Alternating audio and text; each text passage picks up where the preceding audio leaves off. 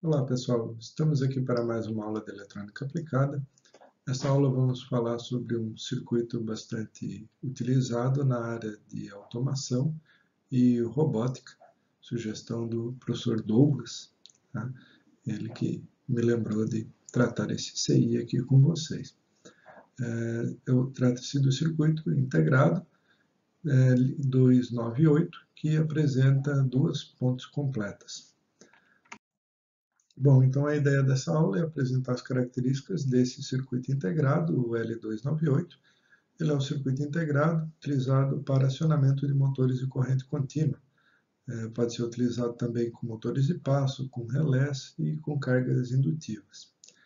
Esse CI apresenta internamente duas pontes completas, então duas pontes H, tá, com 4 transistores cada uma, o que possibilita o acionamento dos enrolamentos de campo e de armadura dos motores de corrente contínua, tá? Ou motores de passo com duas fases. Também pode ser utilizado esse CI para fazer esse acionamento. Como principais características, a gente destaca que ele possui um driver interno, então você pode utilizar na lógica TTL para fazer o acionamento. Segundo o datasheet, ele apresenta alta imunidade a ruídos e ele tem também ainda a característica de possuir um circuito com proteção de sobretemperatura, que é bastante importante, tá? Já que acionamento de motores usualmente acontece do motor ficar travado. Tá? Você chegar no fim de curso, o controle não está funcionando adequadamente, não percebeu que chegou no fim de curso, ao invés de trazer o motor de volta, continua empurrando o motor, ele fica travado. E imagino que vocês lembram das aulas de máquinas, onde motores com rotor travado apresentam uma corrente bastante elevada. Então, se o teu controlador não perceber que você está com essa situação, uma corrente bastante elevada, você pode ter perdas a ponto de destruir o acionamento. Então, a proteção de sobretemperatura, ela também é bastante importante, porque se você tiver algum evento que faça com que o motor fique travado, ou mesmo um enrolamento em curto-circuito, o acionamento, em teoria, deve conseguir se proteger se essa situação perdurar a ponto de ele aquecer a níveis que seriam destrutivos. Como principais características desse circuito integrado, a gente destaca que a alimentação pode ser feita até 46 volts, né? Então isso permite alimentar motores aí com uma potência até bastante razoável para um circuito integrado. Tá? 46 volts com corrente de até 4 amperes, a gente está falando aí de aproximadamente 200 watts, é uma potência realmente muito boa para um motor CC. A frequência de comutação é de 25 kHz, a frequência típica. Tá? Nesta frequência seria aí cada ponte operando com 2 amperes, né? Chegando nesses 4 que é a corrente total, podendo ir a um máximo de 40 kHz. A potência dissipada máxima é de 25 watts. Se você tentar dissipar mais do que isso, a tendência é que atue a proteção de sobretemperatura. Ele trabalha com lógica TTL, então a entrada pode ir de menos 0,3 até 7 volts, sendo que de 0 até 1,5 ele vai entender como nível lógico 0. Então isso é bastante interessante para criar uma imunidade a ruído, porque um ruído de 0,6, 0,7, 1 volt não vai ser interpretado como uma tentativa de acionar o motor. Então, apenas quando você passar de 1,5 volt ele aciona. Então, isso torna o sistema aí bastante imune a ruído. E ele apresenta uma tensão de referência integrada de 5 volts, que pode ser utilizada como referência no modulador PWM, modulador PWM que a gente viu em aulas anteriores, né, para fazer o comando de transistores. Aqui no caso desse circuito integrado, você não precisa de um acionamento, tá? Você só precisa gerar o comando, porque ele já possui o driver interno. Tá? Ele já possui o driver interno e as chaves de potência. Então, basta um sinal de 0 a 5 volts, com uma capacidade de corrente muito pequena, da ordem de miliamperes, para que você acione o L298. Tá? Na aula passada a gente viu o C3825. Aquele circuito ele seria interessante para você fazer a ponte de transistores com transistores de potência de corrente maior, já que ele possui driver com corrente bastante elevada. Bom, então sobre o encapsulamento e a pinagem. Ele possui dois encapsulamentos, encapsulamento chamado de Multivat 15 e o encapsulamento Power SO20. Tá? Neste encapsulamento Multivat 15 são 15 terminais, no Power SO20 são 20 terminais. Claro que essa diferença de terminais leva a que alguns terminais aqui no SO20 sejam não conectados. Então, o pino 13 é não conectado, o pino 18, e você tem aqui alguns pinos também que aparecem dobrado, tá? Então, o pino de GND tem em 3 locais aqui. Isso te permite fazer um layout mais fácil, inclusive separando parte de entrada, a parte digital de baixa potência, da parte de saída. Tá? É possível observar aqui no CI que a gente tem uma separação aí da parte de potência com a parte de entrada, certo? Se a gente pegar mais ou menos aqui no meio do CI, daqui para baixo são as entradas, tá? Dos dois lados, daqui para cima a saída das duas pontes, dos dois lados, certo? Então, é uma característica interessante. E nesse encapsulamento, o Multivat 15, ele existe o encapsulamento na horizontal e na vertical. Tá? Então, tem um pequeno códigozinho que vai aqui atrás, uma letrinha, que identifica se o encapsulamento é na horizontal ou na vertical. Tá, ok? Outra característica importante que é apresentada aí no datasheet é a resistência térmica, tá? Que é utilizada para, com as perdas, né, calculadas, você determinar que temperatura vai operar o componente, que temperatura você vai ter no dissipador. Inclusive fazer o cálculo do dissipador. Então, para essa estrutura Multivat 15, ele apresenta uma resistência junção cápsula de 3 graus Celsius por watt, tá? Para a conexão com o dissipador. E a resistência térmica junção ambiente, né? Então, lá da junção até o ambiente, então aqui ele já está considerando o dissipador, ele diz que o Multivat é 15 graus Celsius por watt e o Power SO20 13 graus Celsius por watt. Então, isso aqui para estruturas montadas em dissipador.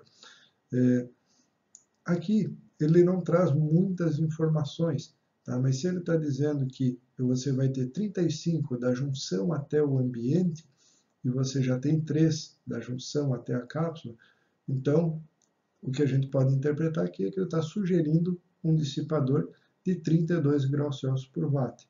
Tá? Então, essa me parece que é a sugestão aqui do datasheet, embora o datasheet não apresente grandes informações nesse sentido, mas é o que dá para se deduzir a partir desta informação que está aqui, 37 graus Celsius da junção até o ambiente, desculpe, 35 graus Celsius da junção até o ambiente, com mais 3 graus Celsius da junção até a cápsula. Internamente, ele possui este diagrama de blocos. Então, aqui a gente vê uma ponte completa com a lógica de acionamento a uma porta E, onde você tem um pino de enable, que libera o acionamento da ponte, ou não. Tá? Então, você tem esse acionamento. Aqui, a entrada, que vai para o transistor superior. O transistor inferior, ele tem aqui a parte barrada. Então, é sinal complementar, né? Aciona a chave de cima, caso contrário, aciona a chave de baixo. Tá? Isso se repete do outro lado desta ponte. Então, temos a saída 1, a saída 2. Aqui o comando, né? Só um comando para este braço e só um comando para o outro braços. Então, tem um comando para cada braço aqui, que correspondem às saídas 1 e 2. O enable é o mesmo para os dois braços. Tá? E essa ponte, você mede a corrente da ponte como um todo, aqui nesse pino que é chamado de sensor, tá? Onde você deve conectar um resistor aqui com baixa indutância. Então, essa resistência te permite medir a corrente aqui da sua ponte e, consequentemente, fazer o controle de corrente aí do circuito, né? Controle de corrente do seu motor. A mesma coisa a gente observa para o lado de cá. Tá? Então, temos mais uma ponte com saídas 3 e 4, com entradas 3 e 4, exatamente a mesma lógica, também aqui com o sensor B. As duas pontes, elas têm comando independente, o que elas têm em comum é a tensão de alimentação, VS, aqui. A tensão de alimentação vai ter que ser a mesma para as duas pontes, não é possível alimentar esta ponte com uma tensão e esta ponte com outra. Fora isso, em termos de comando, elas são independentes, posso acioná-las de forma separada, posso inclusive conectar as pontes em paralelo, como nós vamos ver nas aplicações aqui adiante. Aqui temos no catálogo essa curva de tensão de saturação versus a corrente de saída. Então aqui ele mostra que se você tiver com uma corrente de saída, por exemplo, de 2 amperes, e estiver acionado a parte de baixo da sua ponte, né, aplicando tensão 0 lá de comando, você vai ter uma queda de tensão aqui de aproximadamente 1,7 volts, o que vai dar aí mais ou menos 3,4 watts de perda para cada transistor. Se você tiver com nível lógico 1, então aplicando tensão positiva lá na sua carga, você vai estar com a queda de tensão um pouquinho maior. A queda de tensão é em torno de 2 volts, que para 2 amperes vai dar algo perto de 4 watts. Tá? Lembrando que esse gráfico ele serve para você calcular as perdas em condução. Tá? Então aqui não tem as informações do tempo de comutação que levou, mas você tem as informações das perdas de condução desse componente a partir deste gráfico aqui. No datasheet existem umas tabelas com os tempos de comutação, o tempo que leva para entrar em condução, para bloquear, o tempo de subida da corrente, o tempo de descida da corrente, tá? Os famosos rise time e fall time, que te permitem, com as expressões lá da disciplina de eletrônica de potência, calcular as perdas de comutação. Como não é o objetivo aqui dessa disciplina apresentar isso, a gente só recomenda que vocês acompanhem as aulas, né, de eletrônica de potência para fazer esse cálculo das perdas de comutação. Okay? Então, é uma informação aqui bastante interessante, né? Vejam que a queda de tensão ela acaba sendo razoavelmente grande, tá? Mas é um acionamento bastante prático aqui do transistor. Então, você tem que estar com isso em mente, né? Porque se você está, como nesse caso desse gráfico, com uma tensão de alimentação de 42 volts, isso quer dizer que você vai estar aplicando aproximadamente 40 volts lá na sua carga, lá no seu motor. É muito comum você não considerar essa queda de tensão, tá? E ela é expressiva, tanto do ponto de vista de perdas, quanto do ponto de vista da tensão que você, de fato, obtém na saída. Aqui temos um circuito típico de aplicação, onde a fonte de alimentação VS é aplicada no L298. Aqui temos as entradas chamadas de C e D para fazer o comando das pontes de transistores. Tá? Então, os dois braços aqui de transistores que formam uma ponte H. Aqui temos a leitura de corrente que vai para o circuito de controle.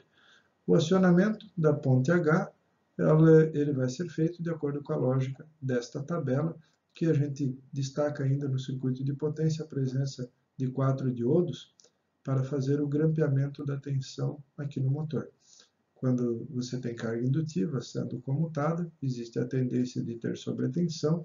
A sobretensão que ocorre aqui durante a comutação dos interruptores, especialmente durante o tempo morto, ela vai ser levada para a fonte de alimentação, que deve ter um capacitor aqui com capacidade de absorver essa energia.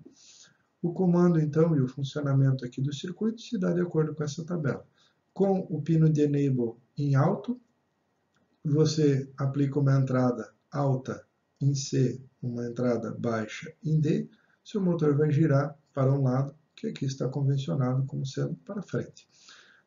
Com a entrada invertida, ou seja, C em baixo, D em alto, o motor vai girar no sentido contrário. Se você colocar as entradas C e D iguais, você fará uma parada rápida do seu motor. Tá? E caso você desligue o Enable, né, aplique 0 lá no Enable, não importa o que tenha nas entradas C e D, o motor vai fazer uma parada de acordo com a inércia. Né? Então ele vai girar livremente e ele vai acabar parando por inércia. Bom, aqui no datasheet é recomendado que para correntes acima de 2 amperes com picos repetitivos, você utilize a conexão em paralelo, onde deve-se tomar um cuidado para que os canais 1 e 4 sejam colocados em paralelo, assim como os canais 2 e 3, a não fazer uma inversão aqui dessas conexões para não ocasionar a queima da sua ponte H.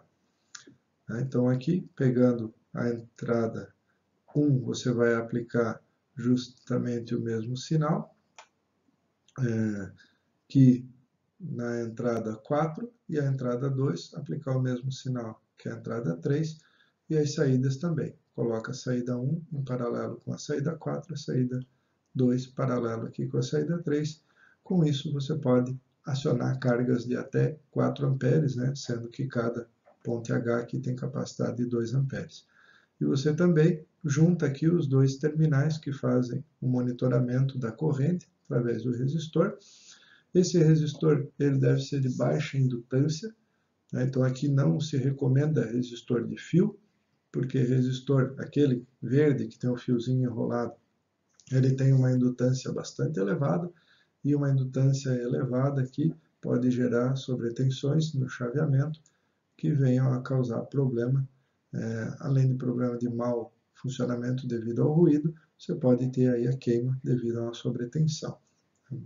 Falando em termos de ruído, o datasheet também recomenda que você utilize capacitores de boa qualidade nas fontes de alimentação, na fonte de alimentação VS, que é a que alimenta o motor, e na fonte de alimentação VSS, que é a fonte de referência. Tá? Então, capacitores aqui de boa qualidade, recomendados de 100 nanofarad entre a alimentação e o terra. Aqui apresenta-se, então, um exemplo típico para acionamento de motor de passo com duas fases, tá? Onde quem está dando o controle desse motor é o microcontrolador, sugerido aqui o L297, e aí você tem aqui os sinais de controle, de sincronismo, você tem as entradas aqui dos sensores de corrente, aqui os sinais de comando da ponte H, tá? Os 4 sinais de comando da ponte H, aqui as saídas da ponte H para os 2 enrolamentos do seu motor de passo, e cada enrolamento desse grampeado aqui através de diodos para a tensão de alimentação e para o terra, conforme a gente comentou ali atrás. Ainda importante os capacitores aqui das fontes de alimentação para o terra, para garantir a imunidade a ruídos. Então está aqui o 100 nano e aqui o outro de 100 nano na fonte de 5 volts e na alimentação, que nesse caso aqui está de 36 volts. Okay?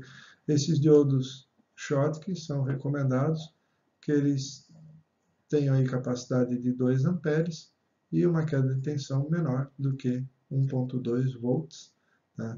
Com tempo de recuperação de pelo menos menor do que 200 nanosegundos. Então pode ser diodo ultrafast, diodo ultrafast vai atender a essa recomendação, diodo Schottky vai atender melhor ainda, porque em teoria diodo Schottky não tem tempo de recuperação. E os resistores, aqui para monitoramento da corrente, eu estou sugerindo aqui meio ohm. Meio ohm é uma resistência bastante razoável para se usar aqui. A gente está falando de 2 amperes de corrente, então vai gerar 1 volt de queda e, consequentemente, 1 volt para ser medido aqui pelo microcontrolador. A gente tem que tomar um pouquinho de cuidado nesse tipo de escolha, né? Quanto menor o resistor, menor as perdas. Então, é um ponto positivo. Por outro lado, a tensão que fica sobre ele se torna menor, então você começa a ter uma relação sinal-ruído mais pobre. Então, não adianta colocar aqui um resistor para ficar com uma tensão de 1 mV, para ter perda quase zero, sendo que depois você vai ter que medir aqui 1 mV e você vai ter dificuldade de distinguir o que é realmente a corrente do seu circuito, o que é ruído que está presente aí, porque você tem um circuito chaveado. Okay? Então, 1 volt é bem razoável de trabalhar ali, é um bom compromisso entre perdas e relação sinal-ruído. O próprio datasheet apresenta uma sugestão de placa de circuito impresso, né, com o L298, os diodos Schottky, aqui de grampeamento, aqui um CI para controle, um CI Arduino para controle. Então, tudo isso aqui já está lá no datasheet. Procurando na internet, a gente acha fácil esse circuito para vender já com plaquinha. Tá? Então, essa plaquinha aqui encontrei neste link do Mercado Livre, já próprio para acionamento de Arduino, com conectores adequados para alimentação e para saída para os motores, com os capacitores, com os diodos aqui. Então, um circuitinho já bastante interessante, com preço razoável, um preço de R$20, bastante aceitável para fazer projetinhos de acionamento. Então, fica a dica aí para vocês. Bom, pessoal, o que a gente tinha para apresentar sobre esse CI era isto, tá? Um circuito integrado, então, utilizado para automação, bastante interessante, que pode ser aplicado por vocês quando tiverem esse tipo de necessidade. Um abraço e até a próxima aula.